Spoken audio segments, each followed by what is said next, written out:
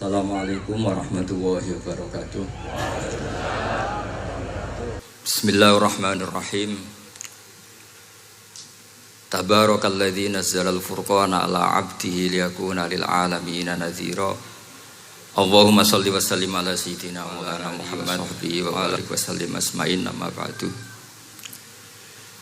Al-Mukarram kang kita hormati, Bapak kita semua, orang kita semua, Kiai Haji Agus Ali Masyuri, sedanten para habaib, para ulama, para kiai, wabil khusus Dr. Yusri, matta'akum wa atala baqa'akum lil muslimin. Tamu-tamu undangan yang kami hormati, di sini ada Bapak Muhaimin Iskandar, semua adik-adik santri yang saya cintai, yang saya hormati. Ini pertama kali saya pakai serban. Insya Allah tidak sampai 1 menit nanti saya copot. Karena untuk gus-gus muda itu ada kaedahnya. Katanya dulu pakai serban setelah bisa baca Wahab. Kalau sekarang enggak, kalau sudah kaji dipanggil abah ya pakai serban. Saya ini santri sarang mulai kecil. Dulu pakai fikih, model usul fikih. Jadi kalau keyakinan Mbah Maimun itu kalau ada santri pakai peci putih itu dimarahin. Katanya beliau, wong desa itu kaji adol Tegal, adol sawah, mbok saingi ketul 5.000. Jadi ngelarani kiai itu, ngelarani wong desa itu dosa katanya. Tapi beberapa kiai pakai peci putih karena sunat. Akhirnya saya sudah haji tapi keterusan pakai peci hitam karena mulai kecil diharamkan terus keterusan itu. Pakai serban juga gitu, dulu ada kaedahnya katanya boleh pakai ini harus setelah ini terus keterusan nggak pakai. Tapi ini alhamdulillah dikasih sama Gus Ali, ini saya terima. Nah ini IARO apa tamlik tidak tahu. Teman-teman bahasa Indonesia Jawa bahasa Inggris jadi bahasa Inggris favorit, understand juga. Jawa mau dia santai-santai mau dia. Ini saya tidak tahu, saya harus istighfar atau harus syukur. Karena kenapa saya berpikir ini kalau butuh istighfar nopo syukur, mergi termasuk yang paling saya hindari itu acara seperti ini. Cuma ada 2% pengecualian, yaitu guru, keluarga, temannya bapak. Ini Gus Ali termasuk masuk kategori temannya bapak. Saya itu berkali-kali diundang acara publik itu tidak pernah mau. Satu, mungkin nggak bakat ya, nggak bakat juga nggak ingin. 2, saya tidak cukup punya kemampuan untuk menjelaskan konstruksi Islam yang utuh hanya dalam waktu 1 jam. Karena keyakinan saya ngaji itu harus khatam, karena saya ini trauma. Kalau ngaji di depan Musonnet bilang kama sayati, sebagaimana yang akan datang. Setelah belajar di belakang kama sabako, seperti yang sudah kelewat. Sehingga gara-gara itu saya kalau sinau itu khatam dari min awali hatta akhiri. Karena yang satu di depan kama sayati, setelah di belakang kama sabako apa kama takotan. Yang jelas ilmu yang saya tekuni memang ilmu tafsir. Gus Ali tahu betul tentang bapak saya. Karena mulai kecil saya ini menangi beliau belum tenar-tenar amat, sampai sangat tenar, mungkin sampai langit kayak khawatir. Begini, dulu saya di sarang itu pernah rois takrib, rois fathul mu'in. Tapi yang menjadi saya tambah alim itu gara-gara gejolokan bapak begini. Dhisik ana wong imami, saking semangate ngapalno hal ataka haditsul ghosiyah. Jumat itu karena dia ingin keren ya pakai surat panjang gitu. Terus dia datang ketika takbir langsung baca Bismillahirrahmanirrahim hal ataka haditsul ghosyiyah. Makmumnya bilang subhanallah. Karena dia agak pede dengan surat yang panjang diganti qul ya ayyuhal kafirun. Makmumnya masih bilang subhanallah. Sampai berkali-kali diganti surat qul ya makmumnya tetap bilang subhanallah. Karena nggak tahu caranya mengingatkan kalau imam itu tidak baca Fatihah. Karena ada satu cara yaitu kon ngelingno ngangge napa subhanallah. Akhirnya wonten makmum sing nekat ora maca Fatihah. Nah, pertanyaan bapak saya, kamu harus berani ijtihad, merubah hanya satu pakem, mengingatkan imam tuh pakai subhanallah. Karena kalau kasus seperti ini nggak cukup diingatkan subhanallah. Niki adik-adik, kira-kira batal mboten ngelingno imam muni ora maca Fatihah. Kalau sampean bilang batal, berarti nggak ada solusinya. Kalau bilang sah itu beberapa kalimat yang dalam pakem sholat itu apa? Membatalkan. Sampean milih batal apa enggak? Enggak polling saja kayak pemilu. Sampai saya tuh cari-cari, akhirnya ketemu juga di kitab Mizan Kubro diterangkan oleh Imam Malik bahwa kalamul musolli, musolli itu ngomong, kalau itu manfaat, tapi jangan ditiru loh ya, dan darurat, ya, dan darurat, maka itu boleh dan tidak membatalkan sholat. Misalnya imam sholat kemudian di bawahnya ada bom atau ada ular kobra, kalau nggak ada cara ya mau tidak mau harus diingatkan pakai kalimat, karena kalau subhanallah tok nanti gonta-ganti surat saja. Tahu-tahu mati dipatok ular apa? Kobra. Sehingga dari gejolukan-gejolukan seperti itu akhirnya saya berpikir, sampai saya nyari kitab-kitab Al-Madzhabul Arba'ah, karena memang nggak cukup. Terus pertanyaan kedua kata bapak saya tentang tradisi, misalnya orang-orang kampung kalau bikin batu bata itu dari tanah, kemudian kadang makjunun bisirjin, kadang dicampur dengan apa? Sirjin. Nggak usah diterjemah, ini sambil latihan bahasa Arab katanya. Masa pondok internasional nggak bisa bahasa Inggris sama bahasa Arab? Makjun ya. Ternyata mazhab Syafi'iyahnya membolehkan atau nganggap alatut tohara itu dua, alma wa turab. Tapi ternyata dalam mazhab Hanafi termasuk alatut tadhir atau alatut tohara itu annar, yaitu api. Alasan Abu Hanifah, orang mukmin yang banyak dosanya itu untuk masuk surga itu disucikan dulu di neraka. Artinya annar itu al-mutahhirah. Nar itu gunanya mensucikan. Sehingga batu bata karena sudah mengalami proses dibakar, maka berarti suci meskipun makjunun bisirjin.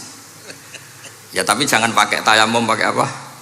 Nah, jadi kalau Anda mandi junub atau nggak punya wudhu, kalau nggak ada turab sama apa?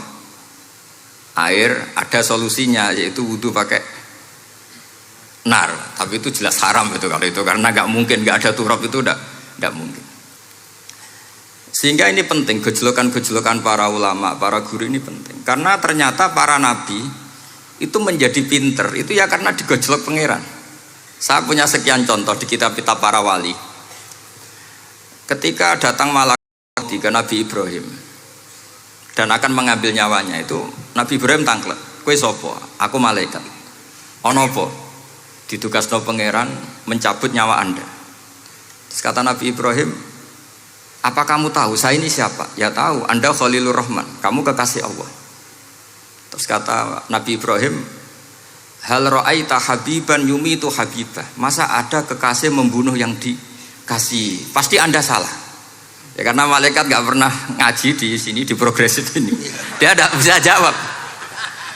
Akhirnya niki kalau pamit, niki kalau sembuh niki cekap, niki cekap, bingung, betul kulino nih bingung nih.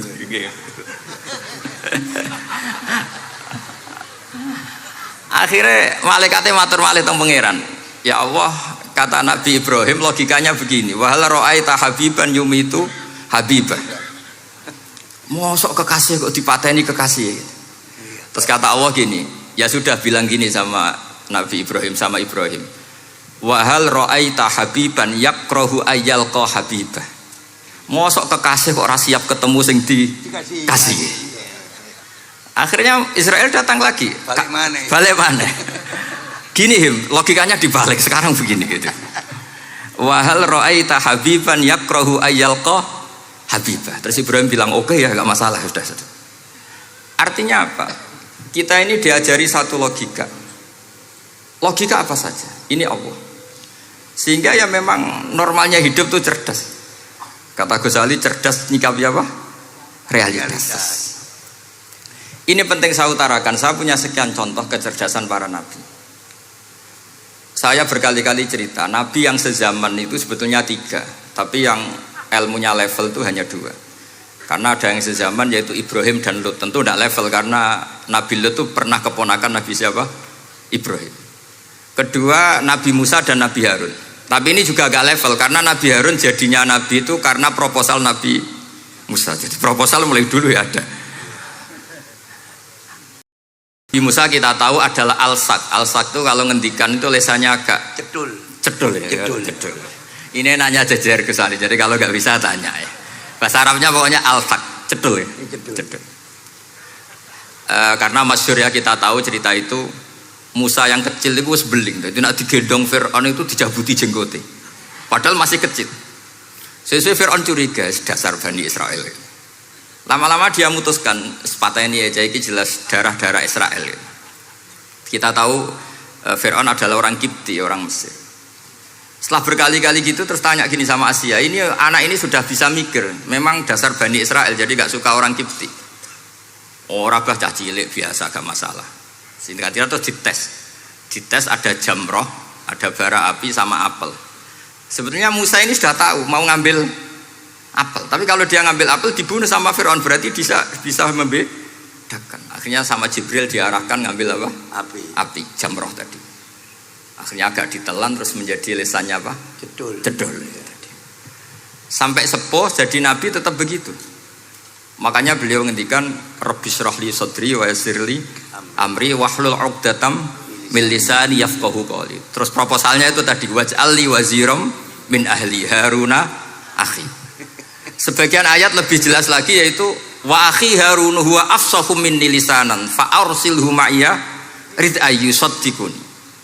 Jadi dan saudara saya Harun lebih fasih berbicara daripada saya. Jadi kualitas ilmiahnya bagus Musa tapi jubirnya itu Harun. Ya kira-kira kayak Mbah Lim dulu. Iya Mbah Lim. Ya. Jadi ini saya jubirnya Gus Ali, saya Harun, ini Musa. Maksudnya kaya karena sudah ada nabi. Singkat cerita, karena Musa itu agak alsak, sehingga Harun ini ya nggak levelnya. Padahal sezaman, sehingga ya nggak pernah bantah-bantahan, nggak pernah adu argumen. Yang benar-benar nabi sezaman dan kemudian sering adu argumen adalah Isa dan Yahya. Kita tahu umurnya ya imbang, kualitas al-mazaya wal wa'il juga imbang. Nabi Isa kita tahu wa yukallimun nasa fil mahdi wa kahla. Mulai kecil bisa ngendikan, ya sudah pinter. Nabi Yahya kita tahu ya Yahya khudil kitaba biquwah wa atainaul hukma sabiyya. Jadi sama-sama pinter. Wa hananan min ladunna wa zakah wa kana taqiyya. Itu dua beliau ini menjadi satu manhaj besar dalam Islam. Itu kalau main ke salah satu kampung, itu Nabi Isa tanyanya aneh. Aina syirarun nas? Orang-orang yang jelek-jelek itu di mana? Orang-orang fasik itu rumahnya mana? Kalau Nabi Yahya tanya, aina khiyarun nas? Orang-orang baik itu di mana? Akhirnya dua beliau ini saling berargumentasi. Kenapa kamu tanya aina syirarun nas? Terus Nabi Isa katanya, lah kenapa kamu tanya aina khiyarun nas? Terus kata Nabi Yahya, enak kancanan wong soleh, gak ruwet kan? Kancanan wong soleh itu kan enak, gak dibodoni, gak ruwet. Pemenang kancanan wong mati, saya iso bodoni gitu. Masyhur itu cerita Gus Dur, Gus kenapa sering ziarah? Kancanan wong urip sumpek. Iya. Wong mati gak tau bejo. Wong mati ora tau bejo. Ini teman ziarahnya Bapak. Wong mati ora tau bejo. Ya. Itu ya ini santai-santai saja, rileks saja. Karena saya sudah tahu mau ngomong apa. Nanti kalau ingin serius ya ngaji sama saya, harus khatam biar enggak jadi korban kama sayati sama kama takodam. Akhirnya Nabi Yahya gantian tanya, kenapa kamu tanya aina syirarun nas? Itu masyhur beliau. Ini dalam kitab Tabaqatul Asfiya karangan Abu Nu'aim al-Asfihani. Riwayat Sufyan bin Uyainah, gurunya Imam Syafi'i. Jawabnya Nabi Isa unik. Ana an-nabiyyu, saya ini nabi. Biman zilatit tabib. Nabi itu ibarat dokter. Udawil mardo, di mana-mana dokter itu cari orang sakit. Makanya di NU itu banyak kiai-kiai yang nangani orang-orang fasik. dakwah ning gone wong nakal-nakal itu ya ada khazanahnya, asal gak keterusan katut gitu saja. Jadi kalau kamu niru Gusme itu sebenarnya konsepnya satu, asal ada bukti jadi wali dan tidak katut. Kalau ndak ya sudah usah. Gak usah wae kata Gus Ali sudah. Kalau gak kelasnya jangan. Sehingga dua beliau itu jadi khazanah besar. Misalnya Anda jadi kiai di daerah-daerah yang Islamnya sudah maju. Mungkin Anda ini hanya mendapat fasilitas dari Islam. Makanya saya sendiri secara pribadi, misalnya kecelok pinter, tah ranking, tah juara musabaqah tilawatil Quran, kadang dari sekian prestasiku untuk umroh mendapat. Karena kita punya prestasi di daerah yang prestis. Sementara teman-teman kita, makanya ini kalau ada santri progresif yang nggak pinter, tak kasih ijazah, tak kasih support. Barokahnya tidak pinter, akhirnya hidup di daerah tertinggal. Barokahnya hidup di daerah tertinggal, Anda muassisul ma'had, Anda muassisul masjid. Sing prestasi hanya mendapat dari negara, yang tertinggal malah memberi kontribusi. Akhirnya apa? Lama-lama ini yang prestasi coro Jawa ngatok tomak. Saya dapat apa? Sementara yang di desa tertinggal saya bisa memberi apa? Sehingga Allah bikin wong bodoh itu ada rencana besar itu kira. Jadi mau orang bodoh itu gak ada orang-orang santri yang hidup di daerah-daerah apa? Tertinggal. Aman golek prestasi, golek umroh. Terus ambisi ngimami Masjid Haram barang. Terus kapan dakwahnya? Karena yang diburu itu mendapat, bukan memberi. Ini bahaya sekali bagi Islam. Sehingga tradisi guru-guru kita, nah santri pinter ya dilem, santri bodoh ya dilem, santri bulet ya dilem, santri setengah bulet ya dilem, sekabeh kaulane pangeran. Kok ana hikmahe dhewe-dhewe katanya gitu. Tapi ini bukan justifikasi atau melegitimasi kenakalan anak-anak Anda. Ini mau cerita ilmiah. Kemudian ada perdebatan lagi. Dan ini nanti terusannya adalah al-ulama warasatul anbiya.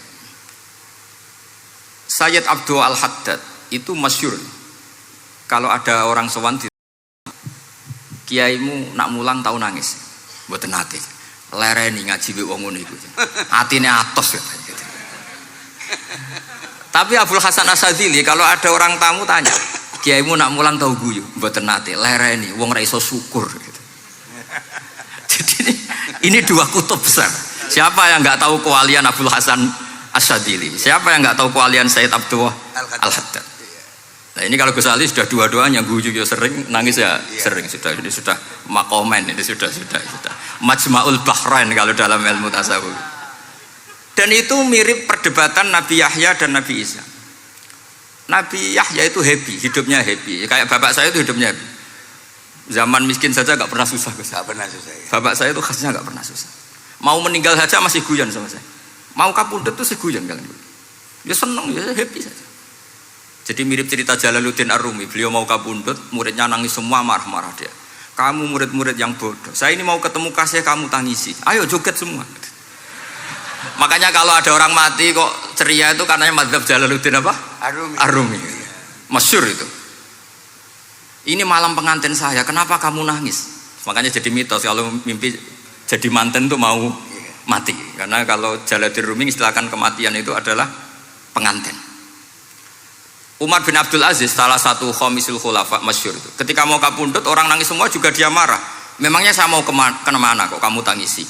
Ila khairi madhubin ila khairi rahimin, ila arhamir rahimin. Timbang kumpul kon sumpek. Atok mati katanya. Memangnya saya mau kemana? Ila khairi madhubin ila, ke zat yang terbaik yang kita tuju. Ini mirip Nabi Yahya. Sehingga Nabi Isa ngeclek, Mali aroka dohikan ka'annaka ta'manu min makrillah. Kamu kok sering senyum, sering guyu, ngakak-ngakak. Seakan kan kamu tuh tidak pernah akan kena siksa. Nabi Yahya gantian bales. Mali aroka abisan ka'annaka taqnatu min rahmatillah. Lah kamu merengut terus koyo ora ono rahmate pangeran saja. Ini terjadi madzhab antara Abdul Hasan Asyadzili dan Sayyid Abdul Al-Haddad. Sayyid Abdul Al-Haddad juga diikuti banyak kiai. Itu kalau habis sholat tuh masih susah diterima enggak. Sholat kita makbulah apa enggak, puasa kita makbul apa enggak, sujud kita makbul apa enggak. Tapi kalau Abdul Hasan Asyadzili, kalau ada orang tanya gitu dimarahin. Sujud kula ditampi boten ya Sayyid Abdul Hasan Asyadzili. Gak usah mikir ngono, ditakdir sujud wis luar biasa. Orang geruwong ditakdir sujud, gak usah mikir ditampa ta ora. Loh iya, ketika kita nanti ketemu Allah, prestasi betul gak pernah sujud itu. Sebagai hamba kita bangga pernah sujud, terus gak penting ditompo tawar.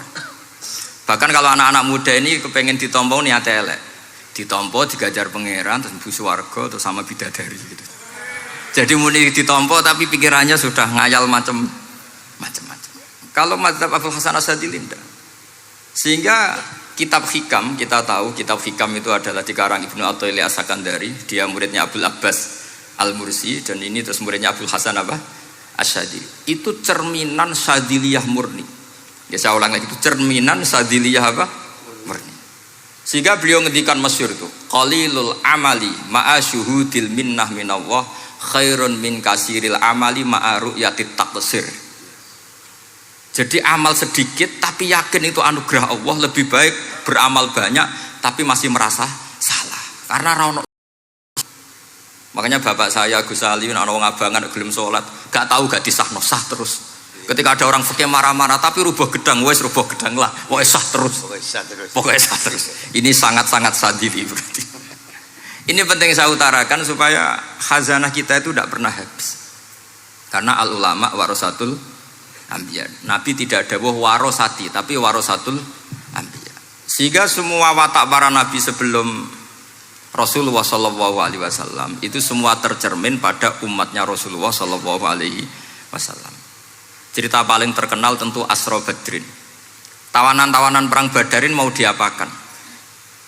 Rasulullah istasyara Abu Bakrin. Terus kata Abu Bakar, itu keluargamu ya Rasulullah. Hum ashiratuka, hum aqaribuka. Ya maafkan saja. Terus ditanya Umar, menurut kamu gimana Umar? Itu kan orang-orang yang ngusir engkau ya Rasulullah. Yang dulu ingin membunuh engkau, sekarang ketangkap ya bunuh, kok repot. Apa kata Rasulullah?